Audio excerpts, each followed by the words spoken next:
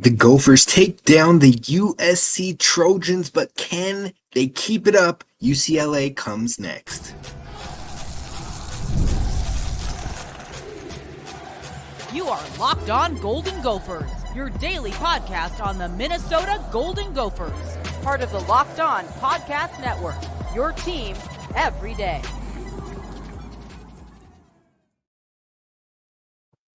What's up, Gopher fans? You're listening to Locked On Golden Gophers, part of the Locked On Podcast Network, your team every day. My name is Kane Rob, host of the podcast, former collegiate football video coordinator and recruiting assistant, here to talk Golden Gophers with you each and every day of the week, Monday through Friday. And today we are breaking down what happened with the Gophers upsetting the USC Trojans, what went right, what went wrong, and where do we go from here? Can the Gophers keep this momentum and keep on building? We're going to dive into all of that today. If that sounds like what you need to hear, if that sounds like, you know what, I'm ready to roll and keep going, be sure to hit subscribe over on YouTube, where we do Gophers content on the daily. But let's talk about this big Gophers win, because this is the biggest win since COVID. And COVID feels like forever ago, right? Like that, the beginning of COVID feels like ages ago. That's also how long it's been since the Gophers have had a massive big time win. And so this win feels necessary. It feels very inflating. And you know what? This win could save jobs. I mean, like, not PJ Fleck. I think he's safe no matter what, especially with the buyout and all that. But I'm saying changes that could have come for a coordinator or position coaches or what have you. Like, this win helps boost the confidence, boost the morale, boost the fan base, and keep the love for the program going and thriving. So this was a massive win. Minnesota takes down the number 11 school in the USC Trojans, and it really felt like a game from start to finish. Now, yes, there were hiccups. Yes, there were blemishes. We're going to talk about what went right versus what went wrong. But in the end, the Gophers were in this game from start to finish. It wasn't a huge comeback that was needed. It wasn't a huge giving up of points and fending them off at the last second. No, this was a game. It was a grind. It was a full quarter effort, full 4 quarters. So that's what we had been calling for, and that's what we finally got from the Minnesota Golden Gophers. Now, USC came into this game as the number 12 passing offense in the country, and a quarterback who had been operating very strong, and a defense that is much improved. And they just whooped up on Wisconsin in the second half, and people were thinking maybe coming out of this halftime, like, you still got to hold your breath a little bit. You still got to find out. This is a team that likely could have beat Michigan. This is a team that beat an LSU Tigers team in the first week of the season. But the Gophers come in against USC, and they put up 362 yards of offense. They take care of the football for the most part. There was one fumble blemish, and they avoided penalties up until the ridiculousness at the end and brandishing a weapon and the celebrations after a game-winning interception. Like, you know what?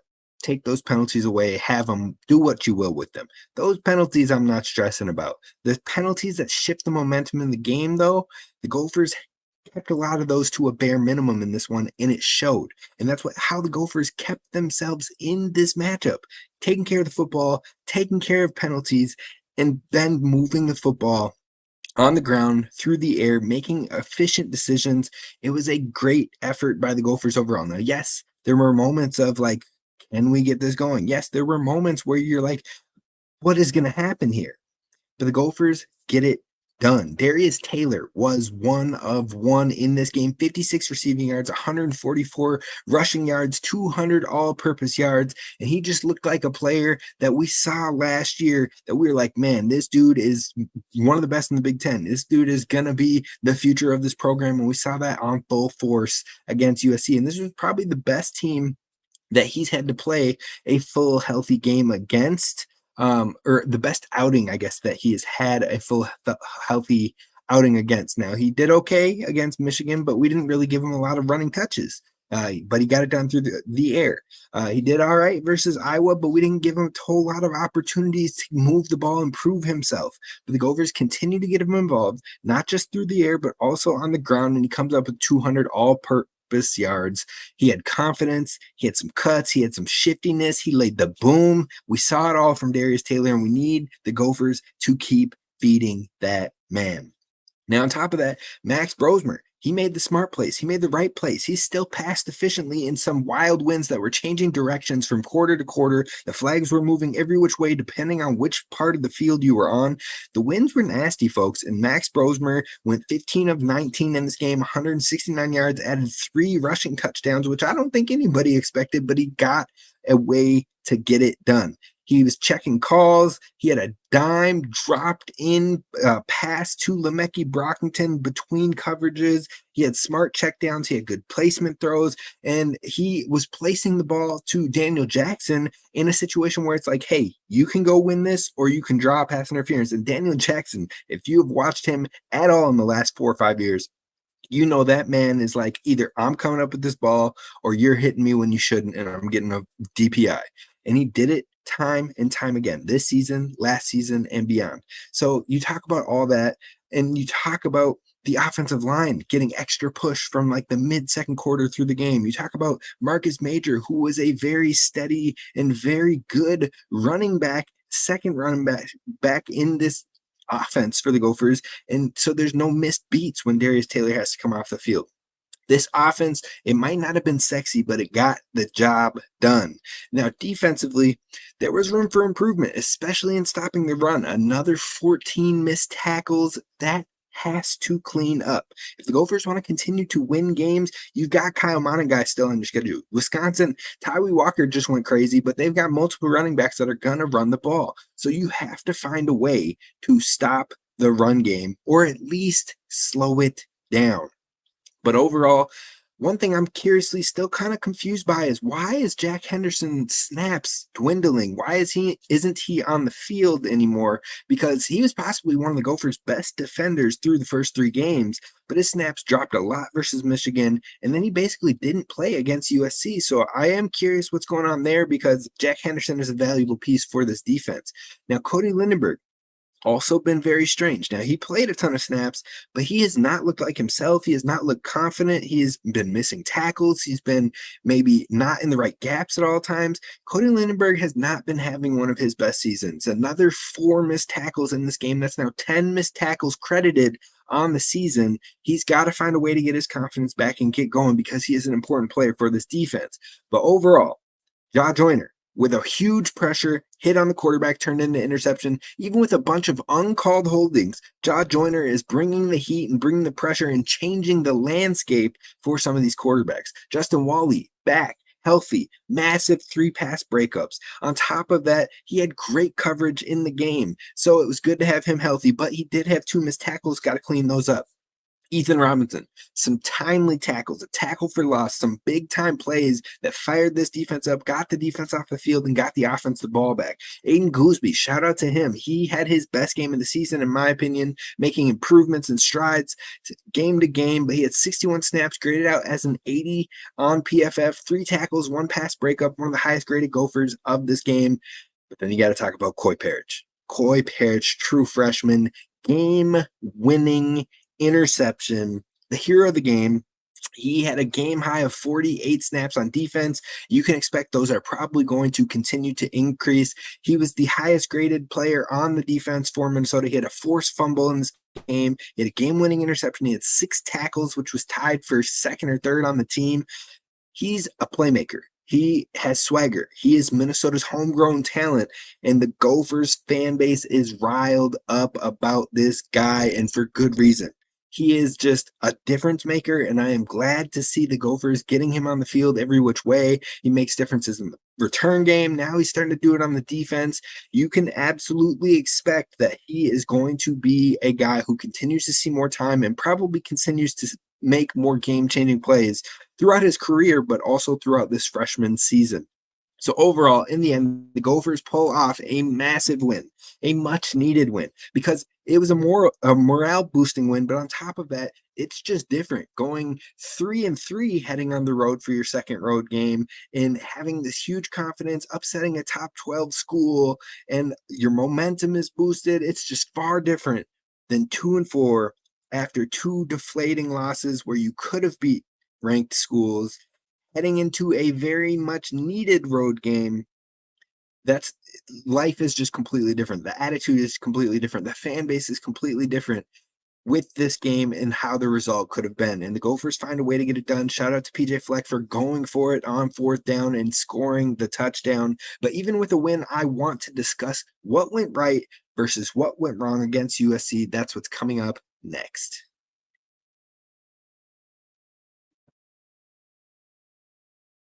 First, I want to talk to you about our friends over at LinkedIn Jobs, because when you're hiring for your small business, you want to find quality professionals that are right for your role. And that's why you have to check out LinkedIn Jobs, because LinkedIn Jobs has the tools to help you find the right professionals for your team faster and for free. And LinkedIn Jobs isn't just a job board. I can't stress that enough, because LinkedIn helps you find and hire professionals you can't find anywhere else, even those who aren't actively searching for a job, but might be open to the perfect role. In a given month, over 70% of LinkedIn users don't visit other leading job sites. So if you're not looking on LinkedIn, you are not looking in the right place.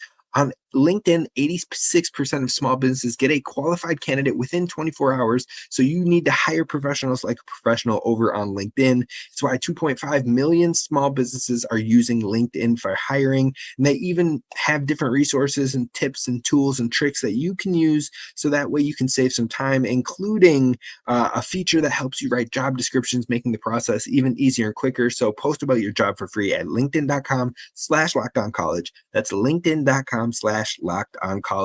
Post about your job for free. Terms and conditions apply.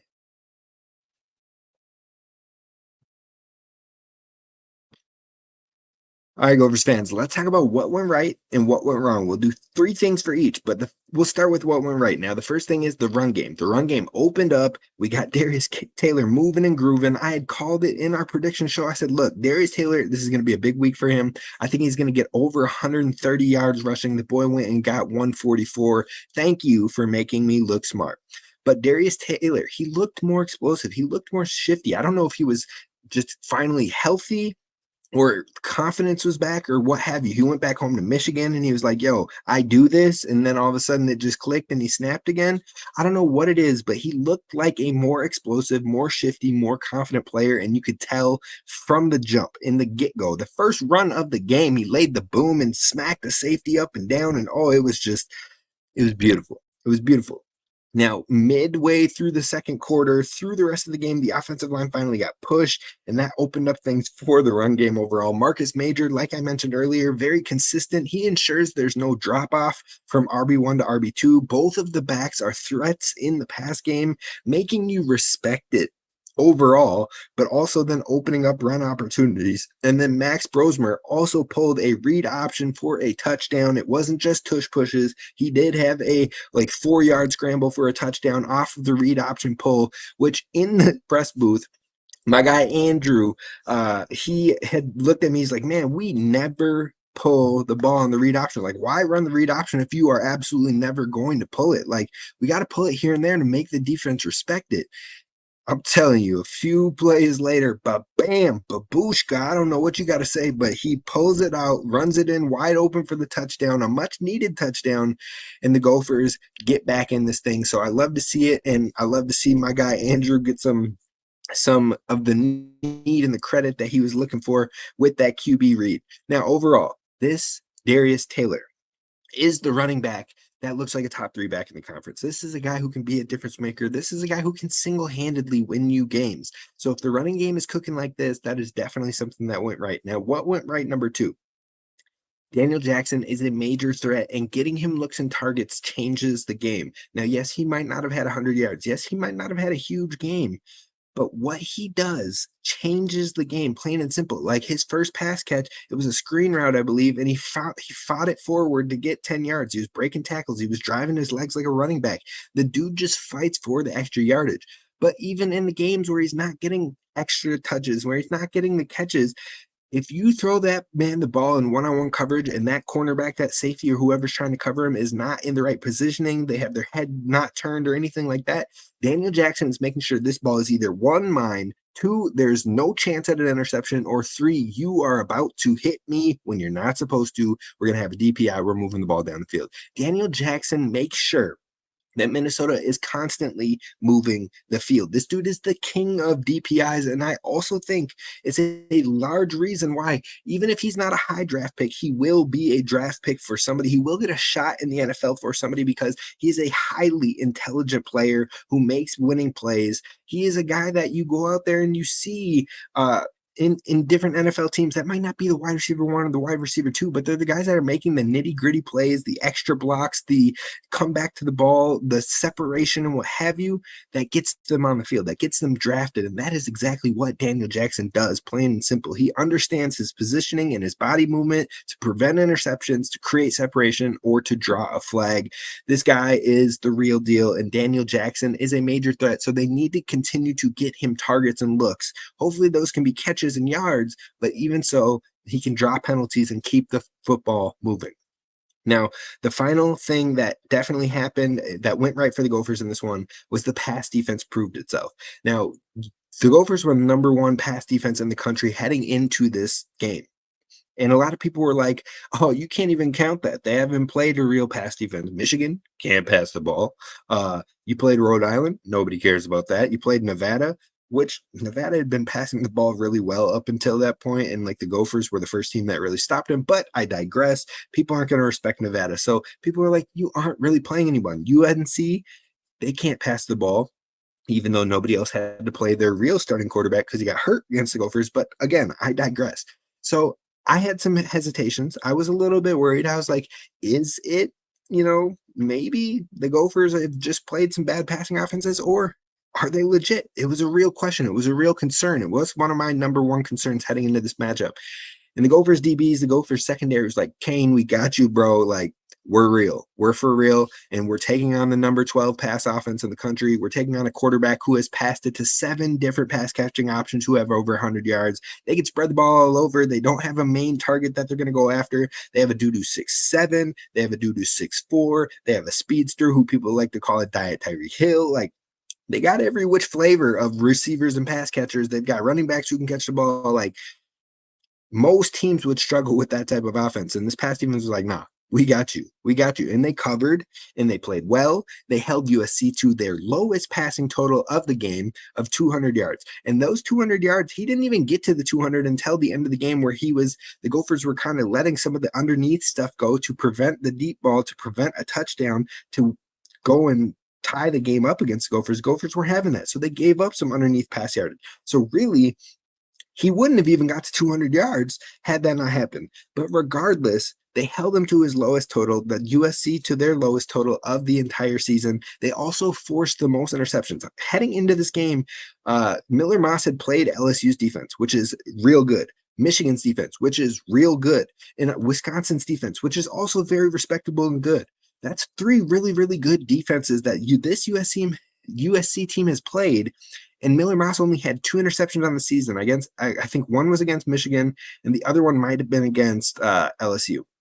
But regardless, the Gophers forced him to match that total, 2 interceptions in this specific game, and they were huge. They were huge. One of them was a game-winning one. So overall, the Gophers' pass defense is for real. I don't want to hear they haven't played anybody anymore. I don't want to hear any excuses. They proved themselves. And not only that, it's not like they dropped to number 3. They're still number 1 in the country in pass defense, so respect to them there. Now, what went wrong? First of all, the end of the first half. That was brutal. The Gophers get the ball with like a minute 51 left to go, 1 timeout remaining. And I'm like, oh, they could go, they're up 10-7 at this point. I'm like, oh, they could go score right now. If you pass the ball and move it down the field, you go and get the touchdown. That's 17-7, and you get the ball back at halftime. You can do the double dip and really put some separation in this game. And all of a sudden, the Gophers run the ball, then they run the ball, then they QB sneak the ball, get the first down, then they pass a screen pass, and that goes a little bit across the 50 finally. You haven't used a timeout, but you go from a minute and 51 seconds before the half to you're sitting at 38, 39 seconds before the half, and Darius Taylor fumbles on the screen pass.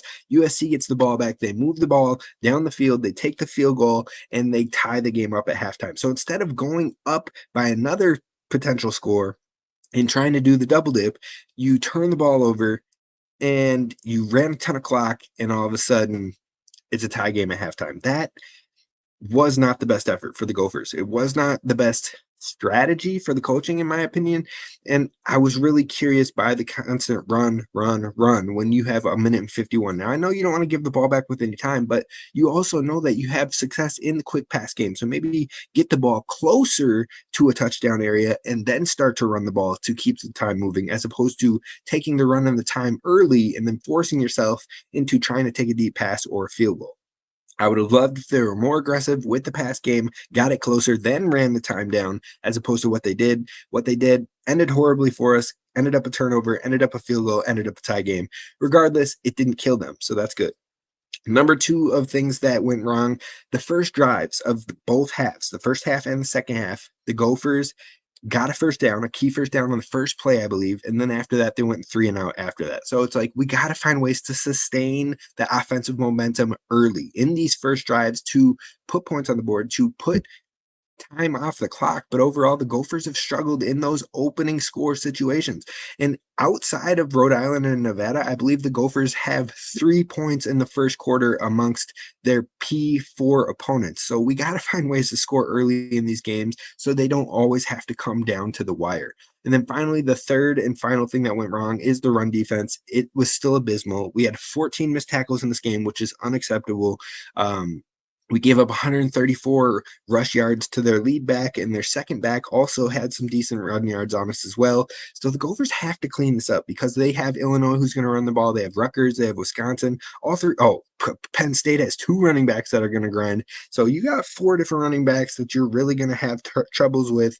And the Gophers have to figure out not a way to stop the run, but to slow it down. So that's the 3 things that went wrong. And we're going to dive into what is next for this Gophers team. That's how we're going to wrap up today's show, coming up next.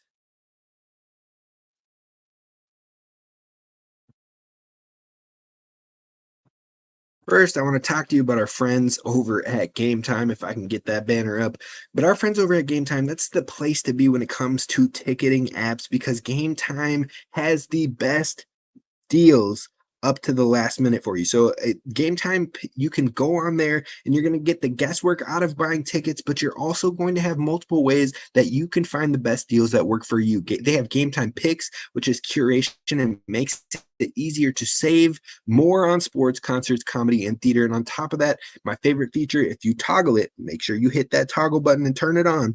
All in pricing shows you the total upfront. You don't have to worry about the hidden fees that get to you at the very end. If you toggle that all in pricing, you're going to see your all in pricing straight up right away and know what you're paying. On top of that, Gametime has the lowest price guarantee. And so if you find tickets that are the same at a lower price, Gametime will credit you 110% of the difference. And they have a great flexible customer service policy as well. So job loss protection and other things of that sort to make sure that you are not worried, but you can get the tickets you want and start looking forward to your event. So overall, definitely give Gametime a look. Take the guesswork out of buying tickets with Gametime. Download that Gametime app, create an account, and use promo code LOCKEDONCollege for $20 off your first purchase. Again, that's promo code LOCKEDONCollege for $20 off your first purchase. Terms apply. Download Gametime today. Last minute tickets, lowest price guaranteed.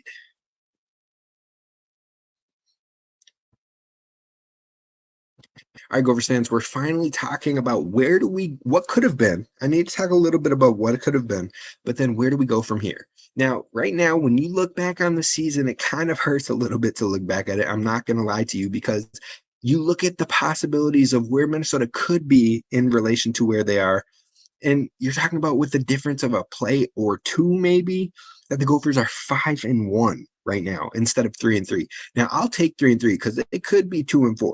They could be on life support at this given moment, but they're not. Found a way to beat USC, and they're still in the running. But overall, you could arguably say the North Carolina game, you make one of those 2 missed field goals, but namely the game winner at the end of the game with the clock running down, you make that, you're 4-2. You make that. That UNC game should not have been a loss. And on top of that, you mentioned if Darius Taylor was healthy, you probably win that game, but it didn't happen. Then if you somehow get the onside kick call, which you probably should have, but we're going to let it go, you have a chance to win that game. Now, that's the big difference. A lot of Gophers fans are acting like, oh, if they would have gave us that onside kick call, like guaranteed we won. But that's not the case. You still have to go and score. And there were moments and a lot of struggles throughout the game for the Gophers offense in that one to score. Now, the second half, they were cooking. It was good, so I get it. But you had a chance to win that game. It's not a guarantee. I think Minnesota lost the Iowa game fair and square, no ifs, ands, and buts. I'm going to take that loss on the chin. So overall, the North Carolina loss, like we said, when it happened, hurts the most because you had no business losing that game. And looking at how things are playing out, that is not a good team. And you should have beaten them. So Minnesota should be 4-2 right now at worst, but even have the possibility at being a 5-1 team right now. And if that were the case, you're looking at this team much differently. The energy of this team is much different. You see all the respect Indiana is getting right now with their 6-0 start. If Minnesota was 5-1 and the only team they lost to was Iowa, but they beat USC, Michigan, and North Carolina, people would be like, yo, this Minnesota team is a dog. So overall, the narrative of this Minnesota team could be much different, but it also goes to show you that they have the quality to go out there and win games that people are not expecting. So right now, they're 3-3. And the schedule doesn't really ease up. Your best shots at winning are coming up. These next 2 games are your best winning percentage games. So you have to take care of business. On the road at UCLA, one of the bottom 2 teams in the Big Ten, you have to win the game. No excuses. Then you come back home. First, there's a bye week. Then you come back home versus Maryland, a very winnable game. And their strength is the passing game, so that should play into your defensive strengths. And on top of that, they're not as strong as USC as a passing team, so that should be a game that you win. You win those 2 games, you're looking at 5-3 record, and you need one more win to get bowl eligibility, but you want to get a couple more to put some respect back on your name. Then you go on the road at Illinois, a ranked opponent right now. That is a tough one. You haven't beat Bielema yet, but it's a game that you could get. It's not like they're world beaters. If you can beat USC, you can beat Illinois. They are probably similar calibers right now, and some people might take that as disrespect on both sides of those fan bases. But what I'm saying is they're pretty similar calibers that the Gophers could beat Illinois, and they need to beat Illinois. Then on top of that, you play at Rutgers. It's a winnable game, but they have a great defense, and they have a running back who is one of the best in the conference, and he will gut this defense if they don't find a way to stop the run. Then you got Penn State. We'll probably lose that one, but hell, why not? You pulled an upset against USC at home. Maybe you can do it against Penn State again. And then at Wisconsin, once again, winnable game, but their run game could gash Minnesota if they can't solve the run game equation.